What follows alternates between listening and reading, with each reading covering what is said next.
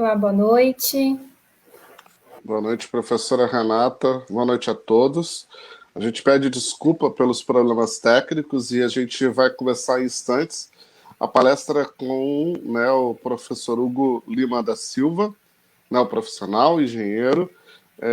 O título da palestra é Estratégia do Data Lake na Inteligência Artificial. A gente teve alguns contratempos na conexão, ele já está migrando para essa sala e já a gente começa. Então vamos só aguardar mais um minutinho. Pedimos de antemão desculpas por todo esse transtorno, mas é consequência desse mundo remoto, né? A gente sempre tem aí algumas questões complexas mesmo.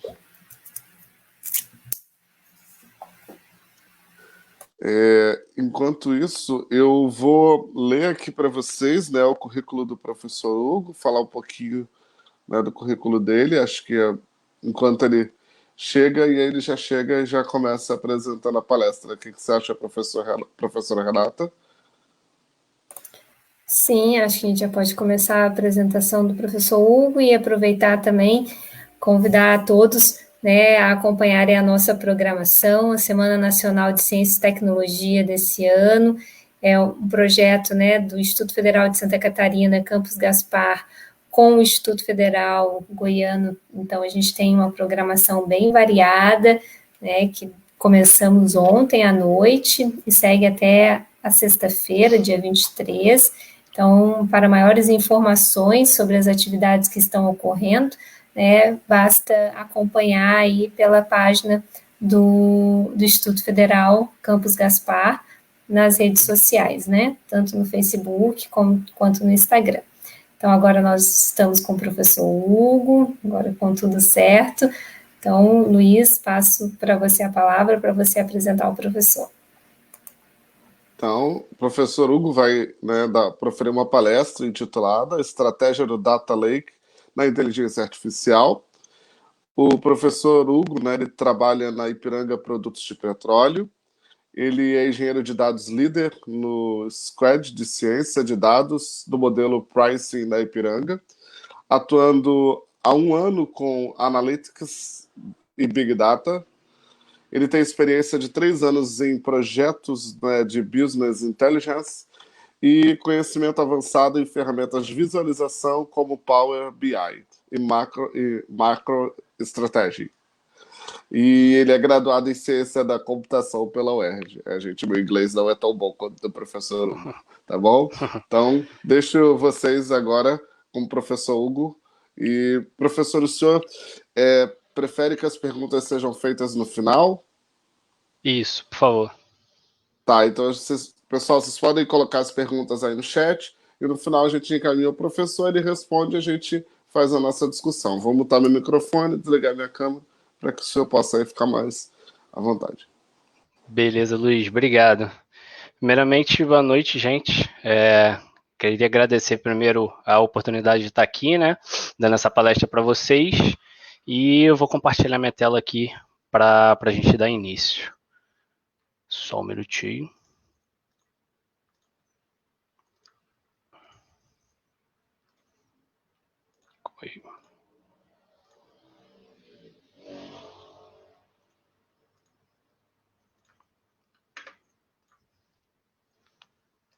Então vamos lá.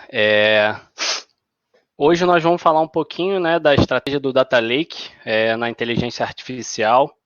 Vou tentar abordar com vocês aqui alguns pontos importantes dessa questão. E aí aqui é um pouquinho sobre mim, como o Luiz já falou, acho que eu não vou repetir tanto. Eu trabalho na Ipiranga, há mais ou menos 1 ano com Analytics e Big Data. E tenho 3 anos de experiência em projetos de BI por lá também, conhecimento em ferramentas de visualização, com MicroStrategy e Power BI. E atualmente eu estou atuando como engenheiro de dados no Squad de Ciência de Dados, com o assunto de pricing, lá da Ipiranga. Mas vamos lá. Aqui é um pouquinho da agenda, do que a gente vai falar. Primeiro eu vou dar uma breve introdução do que é inteligência artificial. Depois desvendar um pouco o que é esse conceito do Big Data. Aí a gente mergulha um pouco no que é o Data Lake. depois uma breve conceituação de alguns pontos do que é Data Science, e por último um caso de uso, né, que é o do squad que eu participo, lá de Pricing Rede da Ipiranga, para ilustrar um pouco como é que o Data Lake, né, qual é a estratégia dele em projetos de inteligência artificial. Então vamos lá. Afinal, o que é, né, a inteligência artificial? A inteligência artificial é a que permite os sistemas a tomarem decisões de forma independente. Então, é quando a gente não precisa falar para a máquina o que ela tem que fazer. A gente apenas provê os dados para ela e ela consegue aprender, né, baseado nos dados, e entender os padrões e consegue tomar decisões a partir deles sem que a gente tenha que ficar dizendo para ela o que ela precisa fazer. E como é que isso, né, vem evoluindo e foi possível, está sendo possível hoje em dia, através desses 3 pilares aqui, né, que é o Big Data, a computação em nuvem e bons modelos de dados. Por que o Big Data é importante? Porque, como eu falei, para a inteligência artificial, para os modelos de inteligência artificial terem efeito, eles precisam de dados e aprender com eles. Então, quanto mais dados, melhor. Então, quando o volume de dados, que é o Big Data, é muito alto, acaba ajudando aos modelos de inteligência artificial a terem uma assertividade melhor.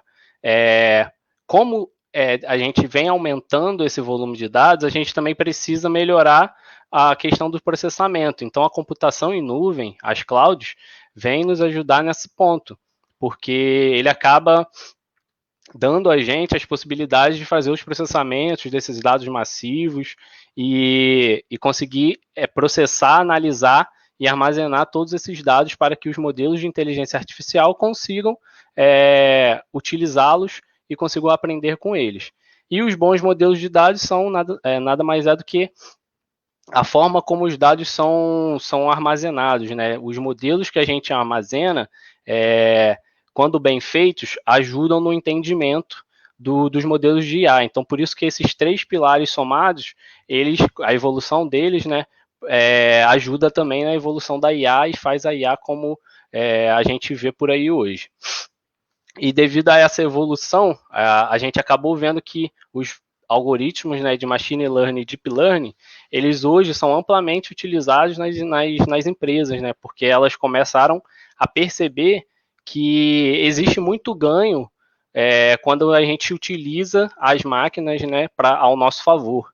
Então, hoje, as grandes empresas começam a procurar fazer inteligência artificial, machine learning, ciência de dados e tudo mais, e a gente vem acompanhando isso, cada vez mais a gente vê as empresas fazendo isso por aí. Mas então, existe a inteligência artificial sem dados? Não existe. Não dá para a gente fazer a máquina aprender um padrão ou aprender sozinha sem que a gente dê os dados para elas. Por quê? Para ela formar padrões estatísticos e realizar predições, ela precisa ter o dado para aprender. Porque não dá, ela não vai conseguir fazer isso sozinha, de forma autônoma. A gente precisa prover os dados para ela, e aí, a partir deles, ela vai entender, né, o modelo de inteligência artificial, ou machine learning, ou deep learning, ele vai entender e vai passar a tirar dali as ações, né, a realizar as predições, sem que alguém precise ficar lá falando o que ele tem que fazer. E também o cruzamento de grandes informações em alta velocidade, hoje, resultam em muitos insights que antes a gente não conseguia perceber. Então, a gente não conseguia processar, a gente não tinha tanto dado assim, e não tinha essa inteligência artificial ao nosso favor, e aí a gente não conseguia perceber alguns insights que hoje em dia a gente faz. A gente consegue, né? E além não só desses insights e também dessas predições, a inteligência artificial também serve para automatizar processos operacionais ou repetitivos, porque se a gente tem um processo que toda vez a gente precisa fazer de uma mesma forma, de um mesmo jeito, e a gente tem os dados dele, né, a gente tem cada passo, se a gente ensina isso para a máquina, ela vai conseguir fazer sem que a gente precise ficar realizando esses processos todos os dias. Então, isso ajuda no dia a dia, né, dos funcionários, e esse funcionário que antes perdia um tempo fazendo esse processo, ele pode se dedicar a uma atividade que gere mais valor para a empresa, e não perdendo tempo com essas atividades que são muito operacionais. Então, aqui vamos falar um pouquinho, né, do que é o Big Data. O Big Data é um conceito que descreve o grande volume de dados estruturados e não estruturados que são gerados em cada segundo. É essa enxurrada de dados que a gente vê aí por aí todo dia, os smartphones gerando dados, os smartwatches, notebooks, redes sociais. Então, a gente tem dado hoje por todo canto. Então, surgiu, né, esse conceito de Big Data, que vem se tornando mais forte a cada dia, e ele tem, né, na teoria, uns 5 Vs que a gente estuda, que meio que são as características desse conceito de Big Data. O primeiro V é o volume, que ele se refere exatamente à quantidade de dados, né, que o Big Data lida. O segundo é a velocidade, que refere-se à celeridade que os dados são gerados. E aqui eu digo que não só gerados, mas também consumidos. Então, no Big Data, o consumo desses dados também precisa ser rápido, né, precisa ter velocidade, porque são muitos dados e a gente precisa processar e armazenar isso o quanto antes para dar, né, subsídio aos modelos de inteligência artificial e tudo mais. O terceiro V é a variedade, que se refere aos diversos tipos de dados e variadas fontes de dados. Ou seja, a gente tem dado vindo de banco de dados, a gente tem dado vindo de mídias sociais, a gente tem dado vindo de arquivos Excel, então a gente tem dado vindo de várias fontes e cada um deles tem o seu tipo. Então, o Big Data meio que concentra tudo isso. Ele também traz como um pilar a variedade. Um outro pilar, que é a veracidade, que ele está ligado o quanto a informação, né, esse dado, ele é verdadeiro, porque também não adianta a gente ter muito dado e ele não ser verdadeiro, a gente não conseguir utilizar. E por último, mas não menos importante, o valor, que é o quanto você consegue extrair valor, né, o quanto você consegue monetizar esse dado para que todo o esforço que você tenha com ele, de tratar, de carregar, de processar, se justifique, porque também não adianta você gastar um dinheiro, um tempo, ter um custo com esse processamento e no final das contas você não vai obter valor nenhum dele. Então, o valor também é muito importante para o conceito de Big Data. Dito isso, aqui eu vou entrar um pouquinho agora nos tipos de dados, né, de estrutura de dados. A gente tem predominantemente 3 tipos, que são os dados estruturados, semi-estruturados e não estruturados. Os dados estruturados são aqueles que possuem uma estrutura bem determinada, a estrutura deles é bem rígida, eles têm os campos com formatos bem definidos, são tratados, os dados já estão tratados e prontos para uso, então são os que a gente conhece como as tabelas do banco de dados, onde cada campo ele tem o seu formato específico, ele tem o seu tamanho específico, então ele é bem definidinho, ele está bem tratado e todas as informações que estão ali já estão prontas para uso. Então eles são o que a gente chama hoje de dados estruturados. A segunda categoria, né, os dados semi-estruturados. Eles possuem, né, uma estrutura flexível. Eles não são tão rígidos e não têm uma estrutura bem definida quanto os estruturados, mas também não são totalmente sem estrutura. Que, por exemplo, são os arquivos JSON. Os arquivos JSON, para quem ainda não conhece, ele é um arquivo que dentro dele tem textos alinhados, um dentro do outro. Você até consegue visualmente ler o arquivo JSON e entender um pouco ele, mas para você utilizar, você precisa tratar, você não consegue utilizar ele da forma como ele vem. Então, você precisa fazer um tratamento com alguma ferramenta que extraia o dado que você precisa daquele arquivo JSON. Então, por isso que aqui eu coloquei que precisam de tratamentos básicos. Já na parte dos dados não estruturados, são aqueles que não possuem estrutura nenhuma. Ele não tem nenhuma estrutura determinada. Você recebe esse arquivo com os dados não estruturados, mas você não sabe qual é a estrutura dele. E aí você precisa, para entender e para usar um tratamento, usar tratamentos, né, fazer tratamentos mais complexos. Não dá para você entender visualmente, você acaba tendo que utilizar algumas ferramentas para fazer esse tratamento e daí conseguir entender e utilizar. Um exemplo deles são os dados de mídia social, os dados de vídeo, né, imagem, áudios que a gente tem por aí. Aí aqui a gente chega no nosso querido Data Lake, que é um repositório de dados em variados formatos, diferentes latências e periodicidades. O que é isso?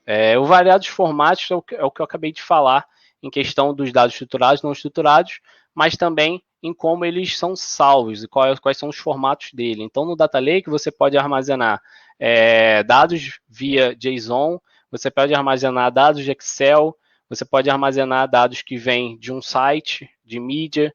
Então, você pode armazenar diversos tipos de dados em um único lugar, no Data Lake. As latências também são diferentes, então você pode armazenar dados que são os dados real-time, né, que chegam e são atualizados em tempo real.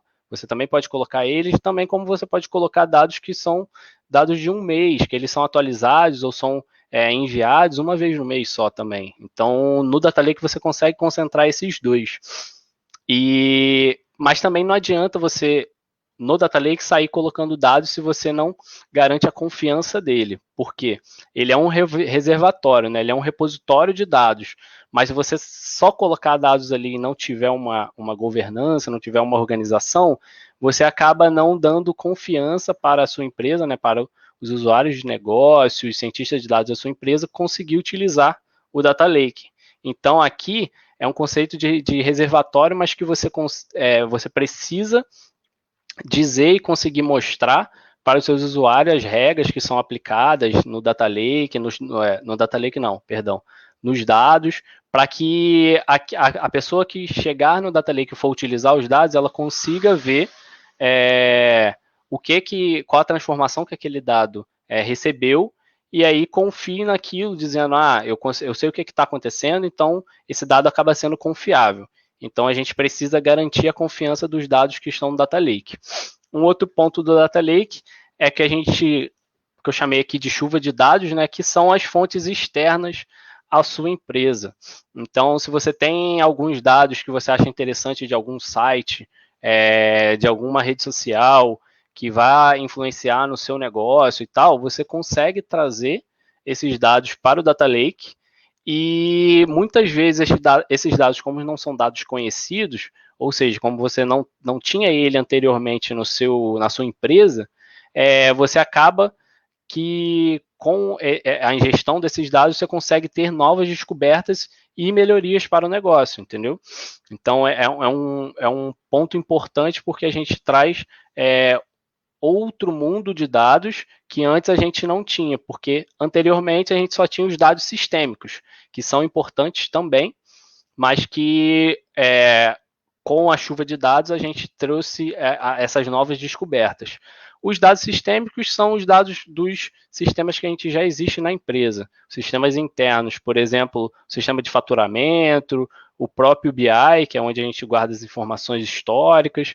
Então, quando a gente combina os dados sistêmicos com essa chuva de dados, a gente consegue ter um alto valor, a gente consegue extrair muito valor dessa combinação, e tendo isso tudo no Data Lake, que é realmente um lago de dados, cada um pode ir lá plugar e pegar um pouquinho dessa água, digamos assim, e utilizar da sua forma. Esse acaba sendo o grande objetivo do Data Lake. Mas não só isso, a gente tem alguns porquês e alguns motivos que eu elenquei aqui, os principais que eu acho, para a utilização de Data Lakes em projetos de inteligência artificial e em empresas como um todo. O primeiro ponto é que ele é uma fonte de dados única, né, e confiável, como eu falei. Então, todos os usuários de negócio, cientistas de dados e os próprios sistemas podem confiar naquela informação. E esse ponto aqui é positivo porque ele acaba por diminuir aquela questão de que uma pessoa olha um dado e a outra pessoa olha esse mesmo dado de outro lugar e aí cada um está vendo um número, por exemplo. E acaba tendo essa divergência entre um mesmo dado porque a fonte não é única. Se todo mundo lê do mesmo lugar, o risco disso acontecer acaba diminuindo. Então é importante por esse ponto também. Um outro ponto importante é que no Data Lake, o cruzamento de dados de diversas formas e estruturas ele é mais fácil. Você consegue cruzar dados não estruturados com dados estruturados, dados que vêm de sistemas internos com uma certa facilidade, porque está tudo num repositório, está tudo num lugar só. Então facilita bastante. Um terceiro ponto é que o Data Lake em si ajuda dando celeridade em processos operacionais. Então, por exemplo, se você tem que extrair um relatório todos os dias, da mesma forma, você pode schedular isso para ele pegar do Data Lake e extrair isso para você. Então, como todos os dados estão lá, facilita bastante. E também a ingestão de novos dados, né? Porque dados estão surgindo a todo momento. Então, se você olhar assim na internet, por exemplo, encontrar um site que tem um dado que você precisa, que você acha que vai ser bom para o seu negócio, com as ferramentas do ecossistema Data Lake, que eu vou mostrar mais à frente, você acaba conseguindo fazer essa ingestão de forma mais rápida. Então dá para você ir lá, pegar essa amostra de dados e já conseguir tratar ele, já conseguir explorar para ver se realmente ele faz sentido para você. O Data Lake ajuda nisso também. Um outro ponto que também é bem importante é que os dados no Data Lake eles são organizados, eles são rastreados, tagueados e catalogados. Isso daqui é bem importante porque é aqui que a gente garante a confiança do Data Lake e dos dados que estão lá. Porque se você cataloga os dados, você rastreia desde o início, quando ele entra no Data Lake, até o último ponto onde ele está armazenado no Data Lake, você consegue ver os tratamentos que são feitos neles, você consegue ver de qual fonte ele está vindo. Então, isso garante a confiança, né, e a organização em pastas, em camadas, também facilitam o entendimento de quem vai chegar para consumir os dados do Lake. E devido a isso, a esses pontos, acaba que o Data Lake está sendo essencial, né, na transformação digital e data-driven das empresas. O que eu quero dizer com isso? Que hoje as empresas que estão passando por essa transformação, né, indo para uma empresa data-driven, que é uma empresa onde as decisões são baseadas em dados, acabam optando e indo para o caminho do Data Lake por ser um repositório confiável de dados. Então, para tomada de decisão sempre baseada em dados, você precisa ter essa confiança nos dados. E acaba que o Data Lake proporciona isso. E por último, a arquitetura escalável que permite a exploração de grandes volumes de dados. Ou seja, antigamente a gente tinha um problema muito sério de processamento, a gente tinha uma dificuldade de processar grandes volumes de dados, ficava horas processando, e hoje em dia, com essa arquitetura escalável do Lake, a gente consegue fazer isso de forma mais rápida, e sempre que preciso, né, o escalável é bom por conta disso, você não precisa ter um grande poder de processamento todo o tempo, mas se algum dia, com algum evento que aconteça, você precisa de mais processamento, você consegue escalar a sua arquitetura e aí dar conta desse grande volume. Então, acaba que esses são os pontos que para mim, são os principais do porquê usar o Lake. Deixa eu beber um pouquinho de água aqui.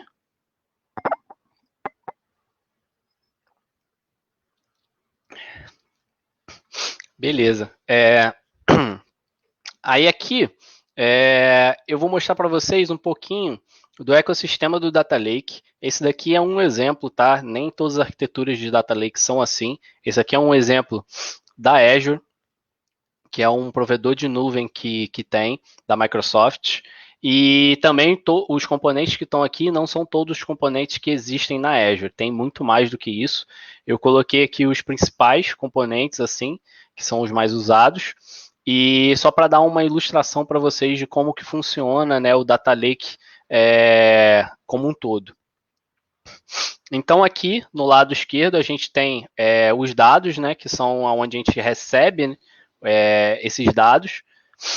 sejam os dados de mídias sociais, sejam os dados de banco de dados, arquivos Excel, tudo vem por aqui. Então a gente recebe esses dados e aí esses dados quando chegam, eles podem entrar por duas camadas, digamos assim. Eu separei em camadas essa arquitetura para a gente entender melhor o funcionamento de cada uma delas.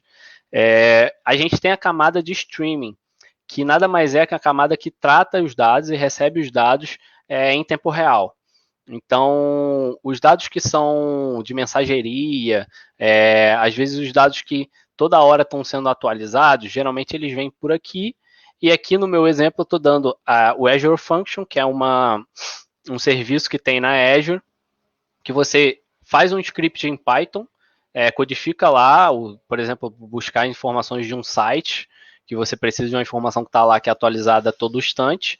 Você faz um script que vai nesse site buscar essas informações, ele vai salvar no Event Hub, vai jogar, na verdade, para esse Event Hub, que é um centralizador, digamos assim, de eventos de streaming, de mensageria, né? Então aqui ele é um componente da Azure especializado para streaming, e daqui você decide se ele vai seguir, né, pela speed layer, que é uma camada mais rápida, ou se ele vai vir aqui para o Data Lake. Essa parte do Data Lake e a do Batch, daqui para frente eles acabam sendo iguais. Então eu vou primeiro passar aqui por cima para explicar como é que é essa speed layer, depois eu volto aqui embaixo.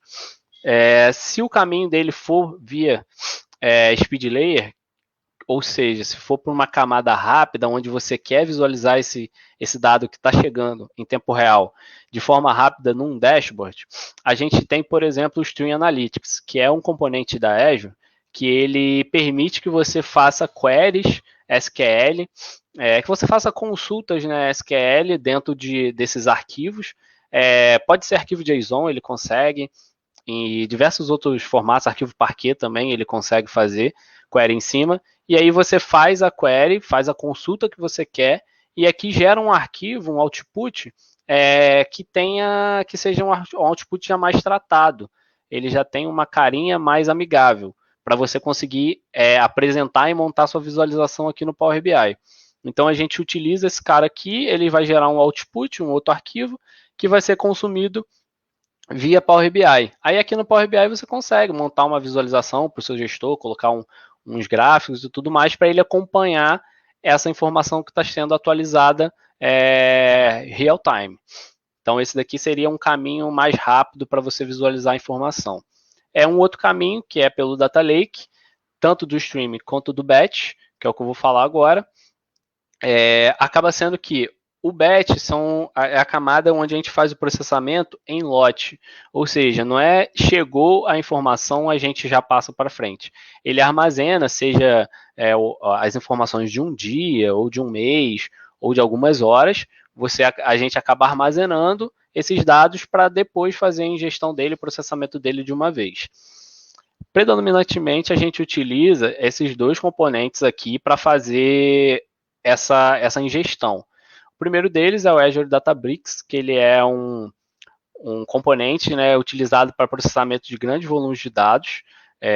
Você consegue com ele escrever, né, codificar em Spark, que é uma linguagem destinada para computação paralela.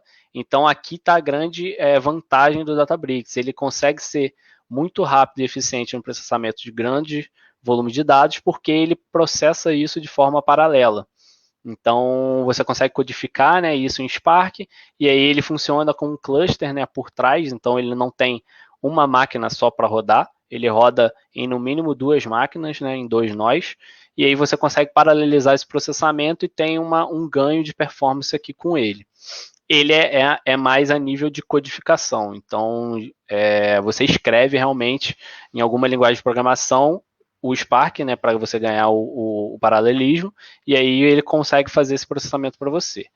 O outro é o Data Factory, que é também uma ferramenta de ingestão de dados, que aqui a gente trabalha com pipeline de dados, ou seja, você configura uma fonte de dados configura também um destino, né, onde você vai salvar esse dado, e ali no meio você pode configurar ou fazer os tratamentos que você deseja para salvar esse arquivo.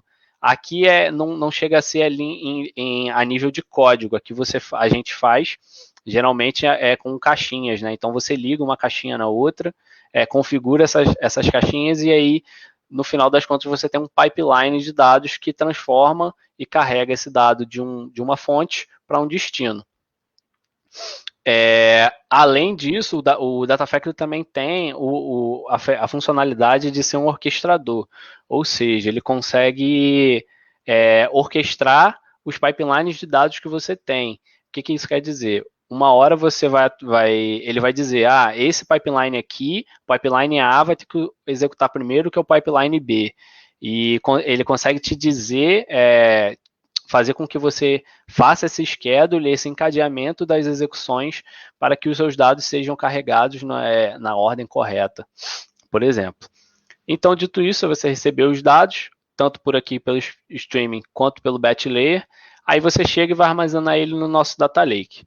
Aqui eu estou trazendo a imagem de um Data Lake, do Data Lake Store, que é a funcionalidade de storage da Azure. Existem outras nuvens, e nesse exemplo eu estou dividindo ele em 4 camadas. Eu vou explicar melhor o que são cada uma dessas camadas mais para frente, mas aqui é mais para vocês entenderem que o dado vai chegar e ele vai passando de camada em camada, utilizando também ou o Databricks ou o Data Factory, os mesmos que a gente utiliza aqui. Então, para toda a ferramenta todo o processamento de dados que a gente precisa fazer, a gente acaba utilizando o Databricks ou o Data Factory.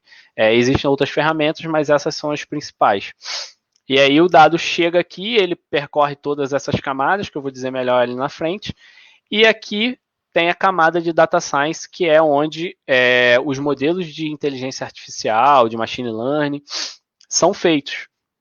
Então, esses caras consomem das camadas do Lake e geram um output. Então, aqui o Databricks, que é o mesmo que a gente usa aqui, ele também tem essa funcionalidade de a gente conseguir fazer modelos de ciência de dados, modelos de machine learning, e utilizando os dados do Data Lake. Além disso, também tem o Azure Machine Learning, que é um outro componente que também faz a modelagem de modelos de ciência de dados, de inteligência artificial. E no Azure Machine Learning a gente tem uma vantagem que seria, nele a gente possui alguns algoritmos pré-configurados. Ou seja, você não começa o seu algoritmo de inteligência artificial do zero. Ele já tem alguns ali para você testar, experimentar, né, configurar do jeito que você deseja, e a partir dele você pode personalizar e ir melhorando de acordo com a sua necessidade. Então, ele tem essa vantagem. Os dois são possíveis, são a nível de linha de código, né, você vai codificar para conseguir o que você quer, e aí ambos vão gerar um output da mesma forma. A gente salva esse output no Data Lake também, porque a gente vai utilizar ele para depois mostrar aqui no Power BI. Então, nesse esquema aqui, eu estou salvando, né, nessa camada refinada, e aqui eu consumo com o Power BI para mostrar para o meu gestor, para os gerentes da companhia, como é que está o resultado do meu modelo e o que ele está melhorando ou não para a empresa. Todos os dados que eu falei aqui, eles são catalogados pelo Azure Data Catalog, que é esse cara que garante o rastreamento, o tagueamento e o catálogo dos dados, né? Então, é nele que a gente vai ter cada dado, a descrição de cada dado que está aqui dentro do Data Lake, de onde ele veio, até onde ele vai, os tratamentos que ele sofreu. Então, é tudo que esse Azure Data Catalog. Seguindo aqui, a gente tem a parte das camadas, né, como eu falei. Esse daqui é só um exemplo, não é preciso, não é obrigatório, não é regra dividir dessa forma. Essa é uma das formas que é mais utilizada, mas cada empresa tem a sua. E aqui a gente mergulha um pouquinho nas camadas do Lake. Então, aqui estão os dados, né, chegando por streaming, por banco de dados, arquivos, e eles chegam na camada que a gente chama de transient, que seria a camada de transição. O nome dela já diz um pouco. É uma camada que o dado vai passar por aqui, mas ele não vai ficar aqui por muito tempo. Ele vai daqui para a próxima camada. É só uma camada de recepção dos dados. Para ela não chegar direto na camada onde todo mundo consome, a gente tem uma camada aqui que a gente recebe esses dados, cataloga ele, coloca a tag de onde é que ele está vindo e passa ele para a camada seguinte, que é a camada raw zone, que é a camada bruta que a gente chama. Aqui na Transient, a gente salva, né, a gente organiza os dados, geralmente por fonte de dado. Então, se você tem o dado que vem do Facebook, você vai criar uma pastinha lá escrito Facebook. Se você tem o dado que vem do BI da sua empresa, você vai criar uma pastinha do BI. A Raw Zone, ela é similar, a estrutura dela é similar à Transient. Ela também é organizada por fonte de dados e ela recebe todos os dados que chegam da Transient. Então, o dado que aqui pousa um pouquinho e vem para cá, na Raw Zone, ele fica aqui. Então, aqui a gente tem o histórico dos dados. Todos os dados são armazenados aqui. Aqui também ele sofre alguns tratamentos, como proteção a dados sensíveis. Então, se a gente tem um CPF, por exemplo, pela LGPD, a gente não pode gravar mais assim o CPF direto. Então, a gente acaba mascarando o dado. Então, aqui a gente já está salvando o dado mascarado. E sempre quando ele passa daqui para cá, é o que eu mostrei no slide anterior. A gente utiliza o Data Factory ou o Databricks para fazer isso.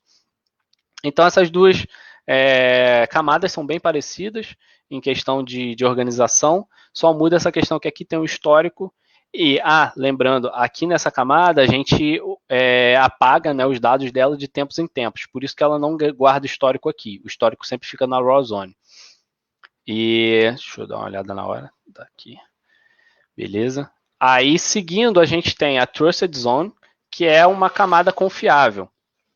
Aqui, nessa camada, nessa zona, a gente guarda os dados já com uma validação, né? E já com qualidade, ou seja, a gente já tem um tratamento dos dados, você já coloca ele no formato que você usa, aqui já tem uma validação desse tipo de dado, e eles são armazenados aqui em assuntos, não mais em fontes de dados. Aqui eles são armazenados por assuntos. Então, por exemplo, você vai ter uma pastinha com os dados de venda, e lá você vai guardar todos os dados de venda. A outra com os dados de cliente, lá você vai guardar todos os dados de cliente.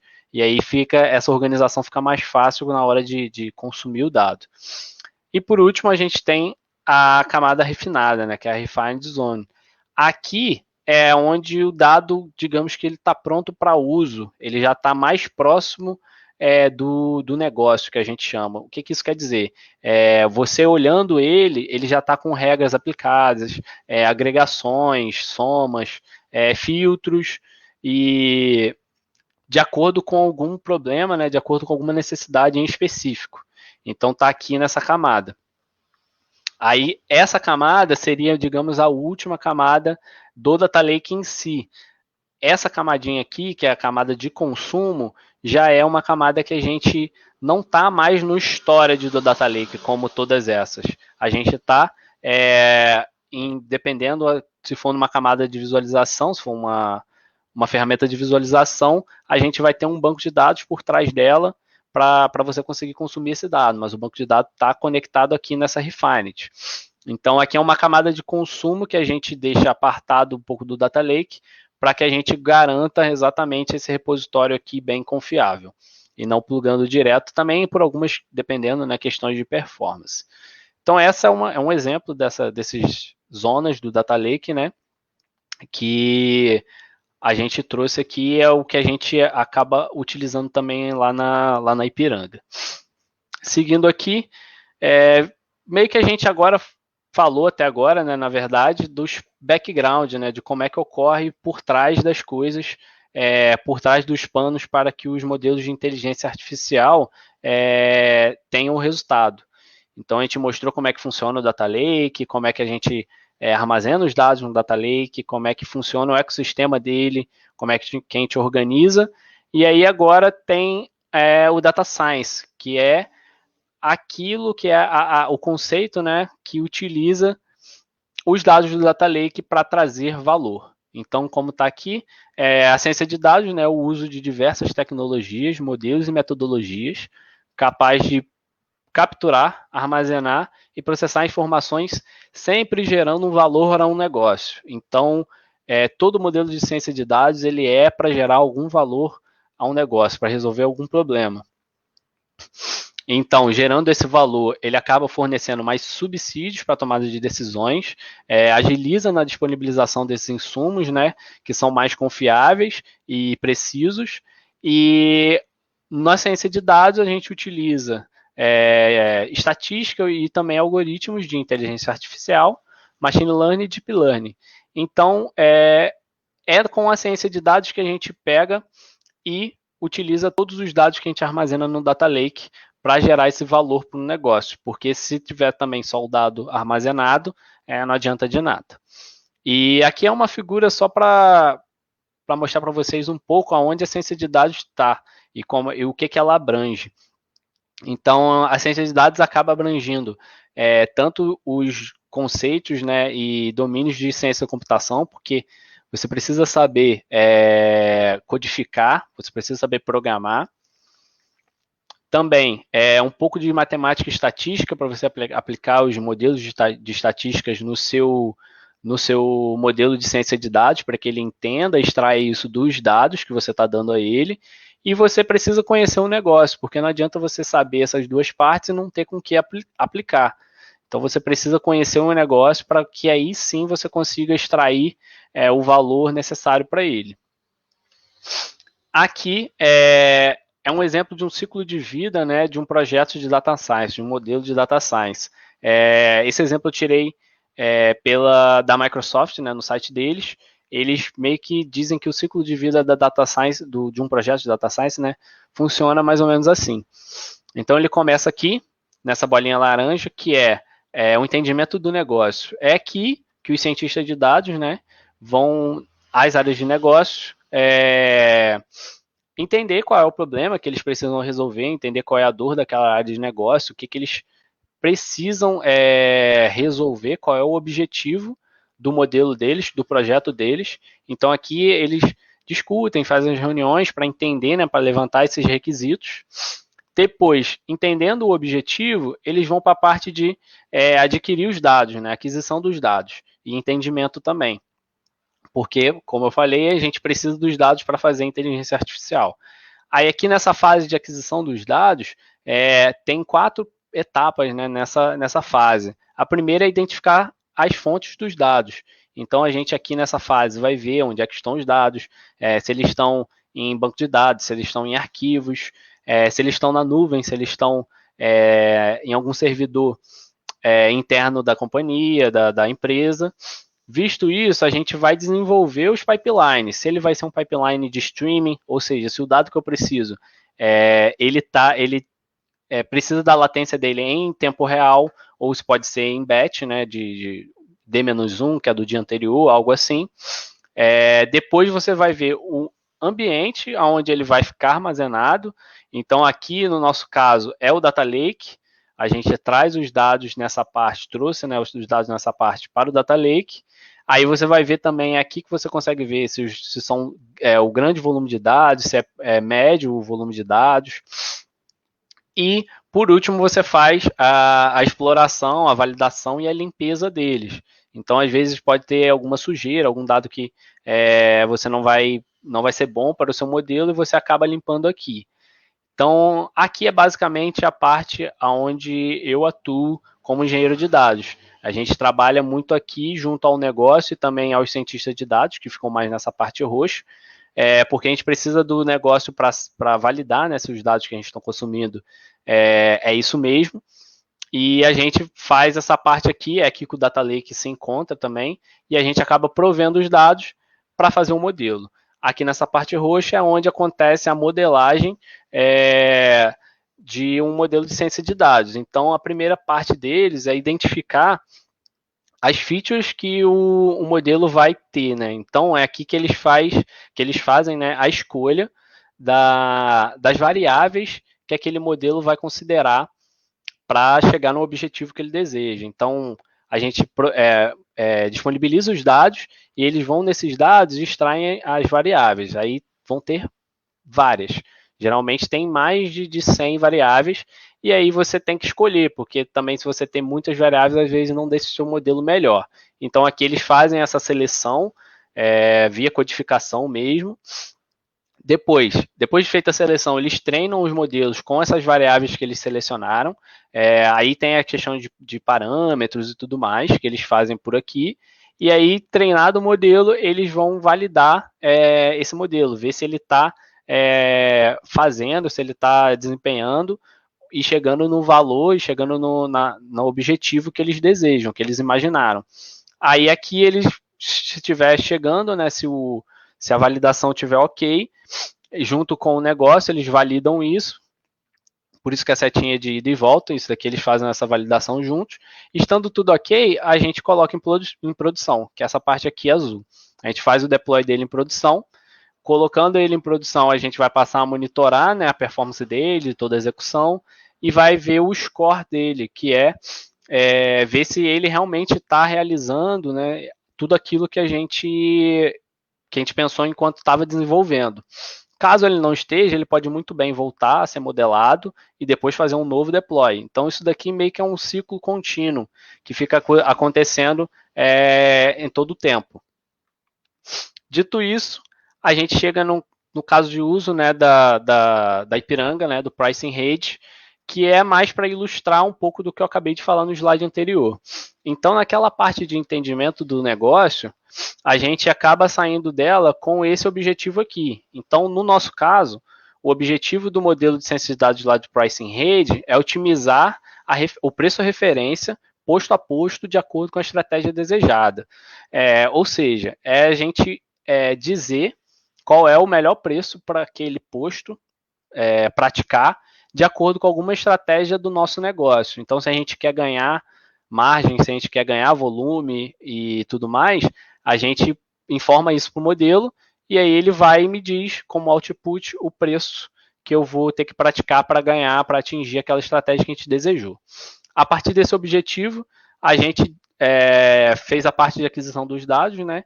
Chegando aqui, e vimos que todos os dados que a gente precisa, para esse caso, estavam no nosso BI, ou seja, estavam no nosso banco de dados. A gente foi lá e coletou. Dos dados de lá, a gente está trazendo dados de pesquisa de preço bomba, ou seja, o preço, né, que está na bomba lá do posto. Então, a gente traz esses dados aqui para ser considerado. Os dados de volume de venda, o volume de venda dos nossos combustíveis e produtos. Os dados de nota fiscal, que são também as vendas, e os dados de micromercado, ou seja, que a gente acaba trazendo os dados dos postos que influenciam naquele posto de Ipiranga, então os postos que estão ao redor dele. Dito isso, a gente fez essa aquisição dos dados, a gente via Data Factor, né, como eu falei, faz a ingestão dele em batch, a gente não tem processamento streaming nesse caso, e salva no Data Lake. Aqui, ele chega, é salvo na camada transit, depois vai para o RAW como uma cópia mesmo, a gente não faz nenhum tratamento. Nesse caso aqui, vocês podem ver que o modelo de Data Science está consumindo da RAW. Por quê? Eles consomem o dado mais bruto porque eles precisam, dentro do modelo deles, fazerem alguns tratamentos específicos para esse modelo. Então, eles acabam consumindo daqui que o dado está mais bruto e não dessas outras duas. E aqui dentro do modelo deles de ciência de dados, de machine learning, eles acabam fazendo o tratamento que eles precisam e fazem o feature engineering, faz o treinamento e geram um output, que é essa setinha aqui que a gente salva na parte de refinada, né, na Refined Zone, porque já é um dado mais refinado, ele já está enriquecido, já está filtrado, e já está pronto para ser usado, visualizado.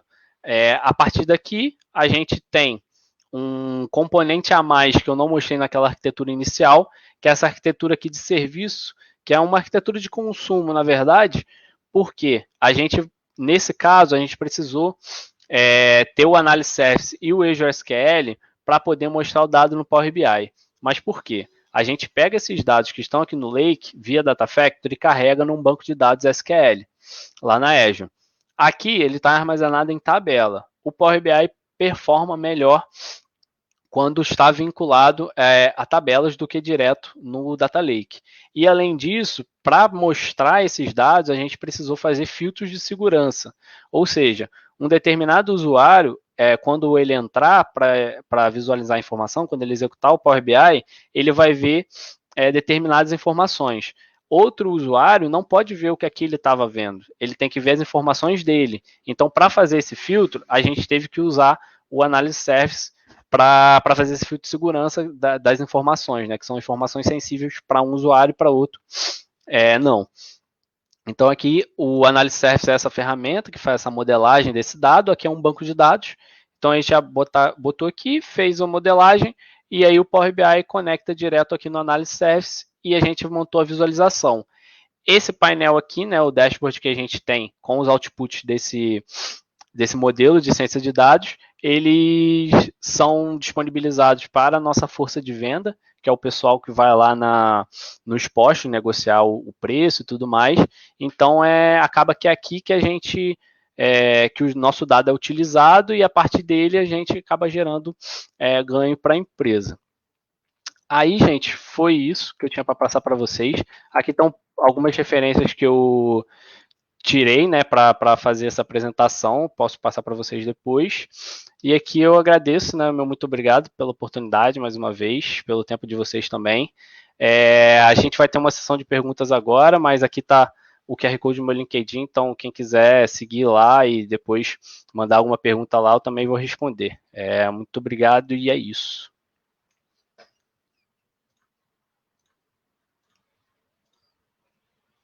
Foi? Voltei aqui. É um show de informação, né? Assim, é um mundo que... assim, eu vou lembrar, vou citar aqui Adolf Huxley, né? Admirável Mundo Novo. Para mim, acho que para a Renata também, né? Eu sou professor de português, a Renata é professora de história, e a gente participou hoje à tarde de um evento com a UFSC sobre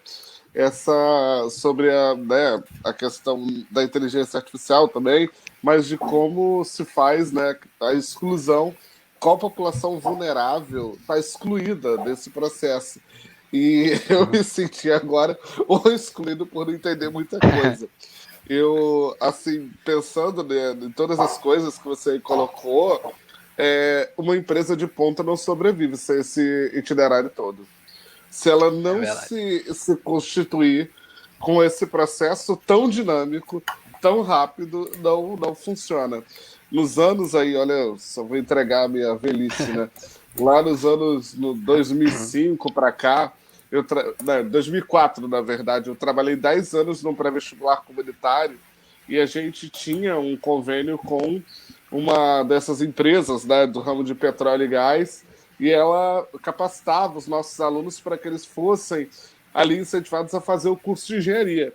E eu tenho uma ex-aluna, né, a Amanda Argemiro, que hoje está na área de petróleo e gás e fez engenharia, e ela trabalha com vários processos, né, dinâmicos, e é muito interessante a maneira como isso se desenvolve. Assim, Hugo, muitos elogios aqui para você, e eu, assim, não tem como não se encantar e impressionar com tanta informação. Eu te digo que cada vez que eu ouço uma palestra de alguém da engenharia que motiva, né, a gente fica pensando, pô, por que eu não fiz engenharia, né? Mas acho que eu não me daria bem por causa da matemática, mas engenharia não é só matemática, isso é que é legal. Sim, é Acho que verdade, verdade.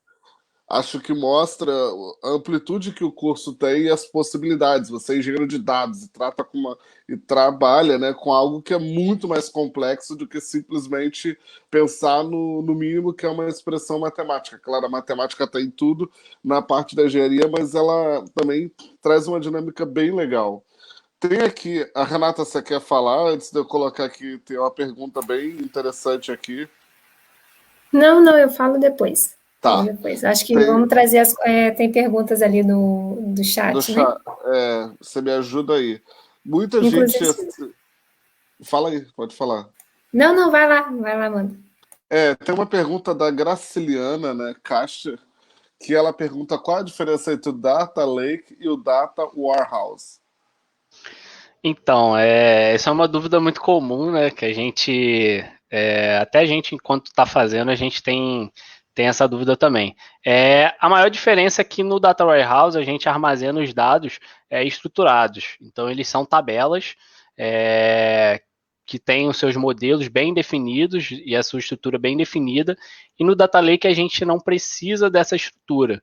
Então, no Data Lake a gente faz a ingestão do dado antes de transformar ele, antes de tratar ele.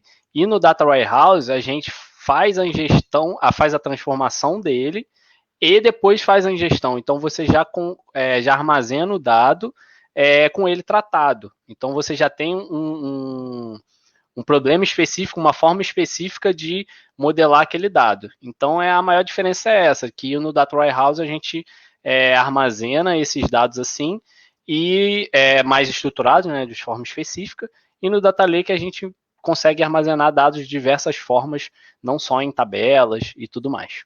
Seria isso. Tá, eu fiquei assim impressionado com a ideia de ecossistema, né, que vocês têm para a questão do Big Data, porque para a gente isso, assim, a gente fala de dados de uma maneira muito simplória, né? Quando você coloca o modo como isso é construído, então é muito mais denso, né? E a empresa precisa ter noção de que cada informação é essencial.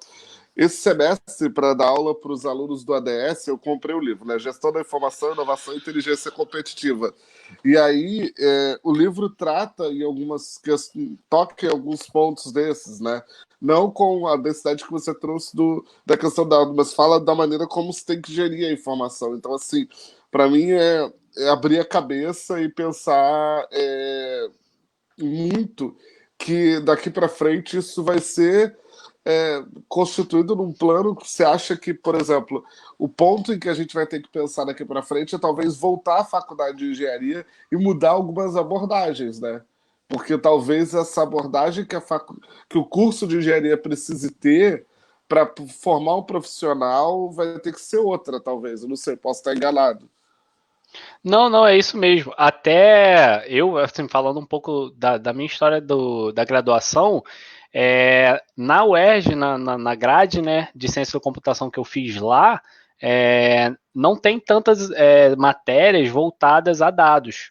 Então, acabou que eu aprendi muito esse mundo de dados já na empresa. Primeiro no estágio e depois com treinamentos e cursos que a empresa acabou dando para a gente e a gente foi aprendendo.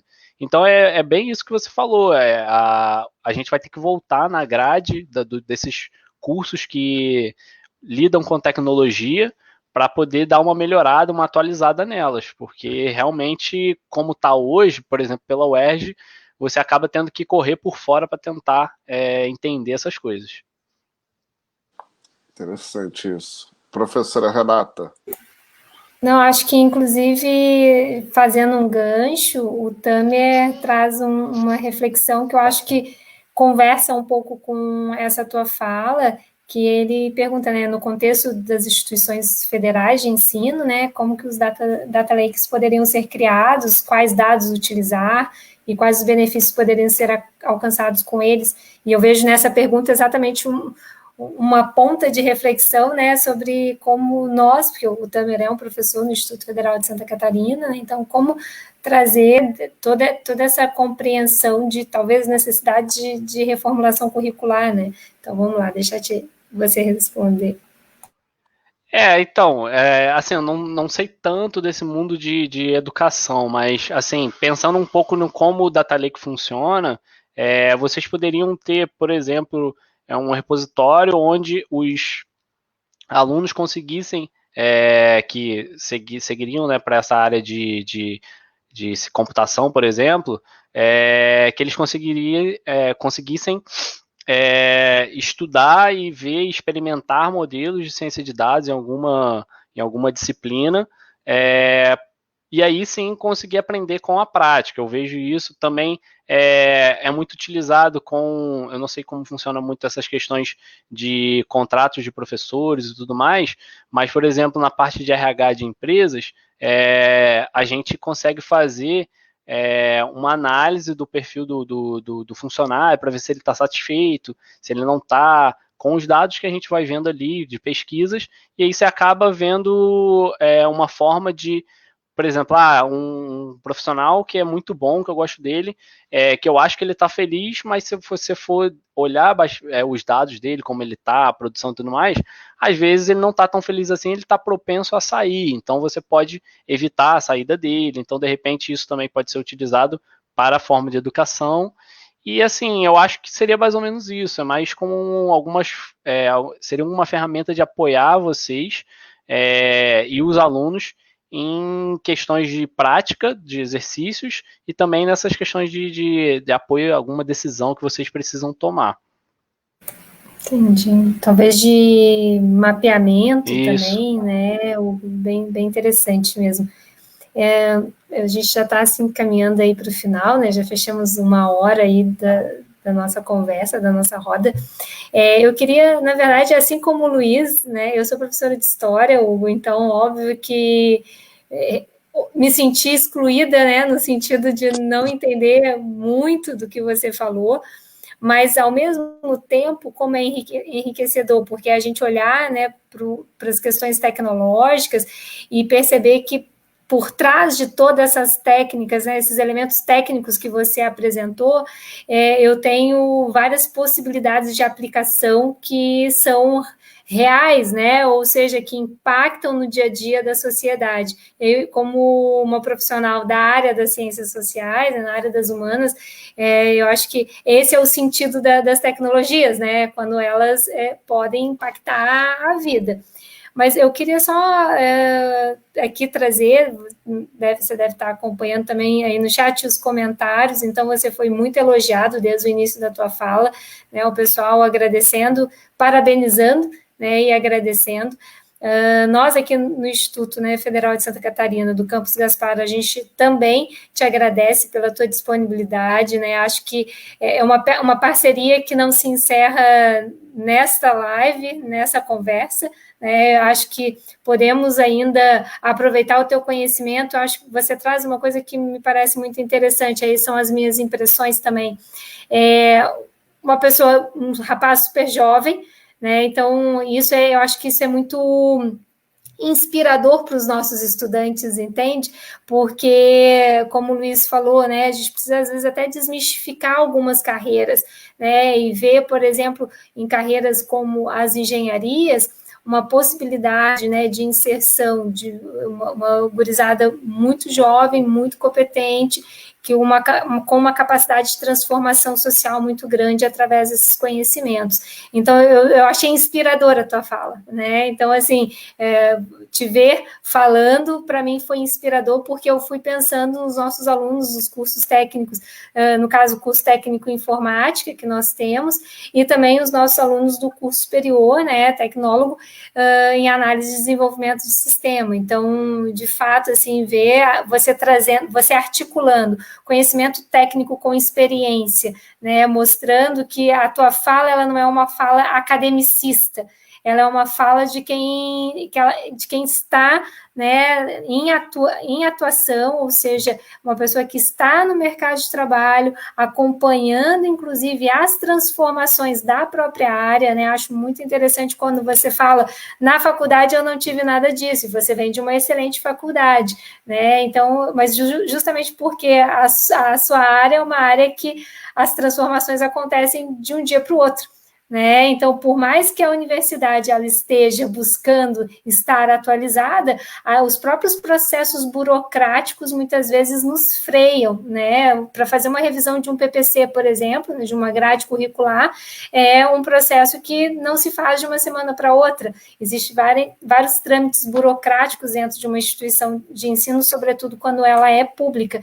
Então, aí a necessidade do profissional, ele está sempre pautando, né, uma formação continuada, atrelada com a experiência, né, e você, na sua exposição, você traz isso muito bem, então, foi muito inspirador, né, eu vou deixar o Luiz finalizar como o nosso anfitrião, né, do encontro de hoje, mas eu já aqui finalizo a minha fala, mais uma vez te agradecendo, te dando os parabéns, né, é realmente inspirador ver, né, uma galera, uma gurizada muito jovem e com tanto conhecimento, e não é à toa que você recebeu tantos elogios, né, justamente porque ficou perceptível que você entende do que você está falando. Então, assim, te parabenizo, né, desejo que você tenha aí um restante de carreira ainda muito profícua, né, e que você possa estar conosco em outros momentos. Hugo, assim, eu faço das palavras da Renata as minhas. Acho que você traz para a gente muito gás, né, para poder pensar em uma série de coisas. Acho que para mim o ponto mais alto assim, da tua fala é o brilho nos olhos quando você fala do que você trabalha e mostra para as pessoas o quanto isso é importante e o papel que isso tem para a sociedade. Acho que você construiu com a gente, que é seu público, que te assistiu e te ouviu. Para mim, para a Renata, por exemplo, que não conhecemos muita coisa, achávamos que, sei lá, como isso funciona, é, conhecimento de uma maneira tranquila, clara, organizada e, sobretudo, para qualquer pessoa que estivesse aqui assistindo conseguisse entender isso e trazer para a informação qualificação, sabe? Acho que o aprendizado foi muito bom. Acho que isso é importante para caramba. E espero que isso seja uma inspiração para os nossos alunos, por favor, para que eles sigam isso e tenham a motivação de seguir e continuar também os estudos, para dizer que assim não adianta simplesmente você parar num ponto, né? A empresa também exige, o mercado exige de você. E essa atualização ela é algo fundamental para que a gente possa ter uma qualidade de vida melhor. Eu lembro o professor da PUC do Rio, da engenharia mecânica, ele sempre dizia que a função da engenharia, uma das funções da engenharia é pensar sempre na qualidade de vida do cidadão. Eu acho que isso é algo que a tua palestra conseguiu trazer para a gente e motivar a gente a pensar mais ainda. Então, eu só tenho gratidão pela tua fala e, como disse a Renata, por favor, siga aí em contato para que a gente possa te trazer mais vezes para poder falar para os nossos estudantes. Então, deixo a palavra contigo e ato contínuo dou por encerrada aí a palestra do professor Hugo. Pô, gente, muito obrigado até por todos esses elogios e tal. Assim, não esperava, estava bem nervoso no início para dar essa palestra, né? Mas que bom que vocês conseguiram entender e foi claro e tranquilo para todo mundo. Eu procurei meio que formar uma linha de pensamento que até a pessoa que não conhece muita coisa conseguisse absorver alguma coisinha, mesmo que seja o básico. E fico muito feliz por todo mundo ter gostado e ter sido proveitoso. E com certeza, podem contar comigo aí sempre que precisar de uma palestra, alguma coisa. É importante, eu até sentia falta disso na minha faculdade, né, que não tinha tantas pessoas que para irem lá falar de algum assunto novo. Eu também estudei no IF, no meu ensino médio, e eu não cheguei a fazer... eu não cheguei a fazer o técnico de informática, porque na verdade eu não sabia, não tinha interesse. Então, talvez se alguém tivesse falado alguma aplicação, alguma coisa, eu seguiria e faria. Então, meio que eu poderia ter feito e aproveitar na minha faculdade, mas não fiz na época porque eu também não tinha muita pessoa para falar. E acaba que levar essas palestras assim acaba sendo importante por conta disso. Então, fico feliz em contribuir e no que eu puder contribuir também para os alunos aí, podem contar comigo. O Tamer tem meu contato também, deixei o LinkedIn aí e podem me procurar por lá e estou aberto. Muito obrigado a vocês pela oportunidade aí de novo. Obrigado. Que ótimo. Então tá, gente. A gente deseja boa noite a todos, né? Prazer aí estar com vocês. Nós disponibilizamos o link, né, do formulário ali da lista de presença para quem, né, quiser depois receber a certificação. E informamos também que essa palestra ela vai ficar gravada, né, e disponível na página do campus, né, no Facebook, para quem não conseguiu, por exemplo, assistir toda ela, né, chegou um pouquinho depois, poder ter acesso. Né, são as coisas boas que esse contexto remoto tem nos proporcionado, né? Então, desejo boa noite a todos e, mais uma vez, Renata, Hugo, muito obrigada. Desculpa. Sim, claro. Acho que ele travou. Amanhã a gente tem mais Amanhã a gente tem mais eventos, então é importante todos aí, né, continuarem participando conosco. A gente tem amanhã tem mostra científica, tem mini curso, mesa redonda, palestra, então acompanhem nas redes sociais e participem conosco, tá? Então estamos aí para poder, né, proporcionar a todos uma boa Semana Nacional de Ciência e Tecnologia. Muito obrigado, boa noite a todos. Boa noite, pessoal. Obrigado.